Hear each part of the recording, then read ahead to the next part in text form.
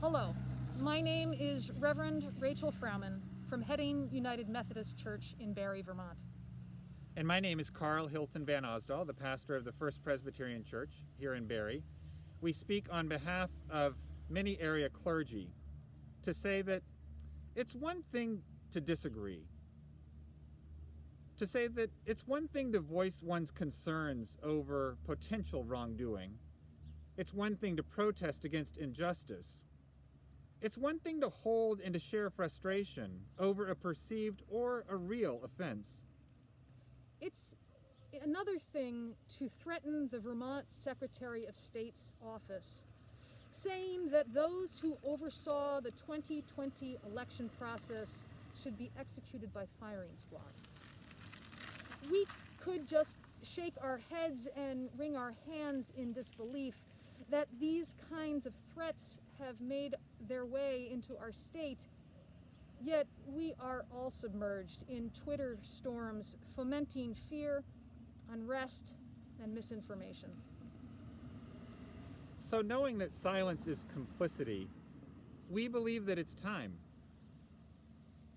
It's time that leaders from all sectors of our shared Vermont community speak clearly and unequivocally against the perpetuation of unfounded claims of fraud.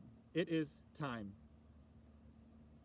for voices to condemn any acts of violence, verbal or physical, threatened or enacted.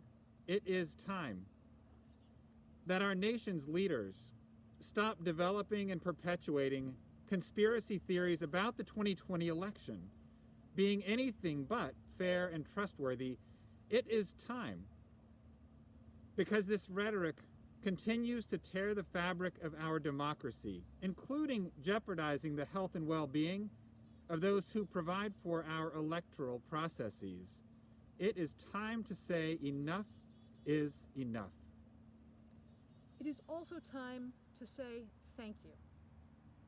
We want to say thank you to everyone from volunteers at election polling places to town and city clerks and their staffs who made clear and transparent elections possible, even as they were putting their own health at risk during this pandemic to keep democracy going.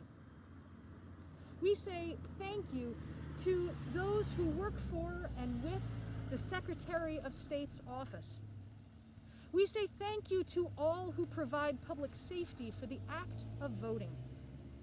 And we say thank you to all who participate in the holy act of engaging in the democratic process and who respect its outcomes.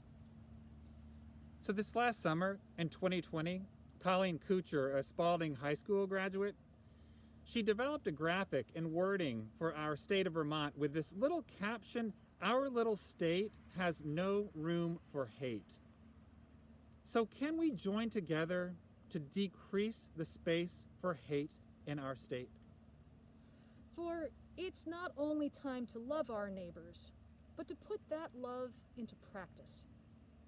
It's time to stop the noise and the hate and start the hard work of truly listening to each other's hopes and fears.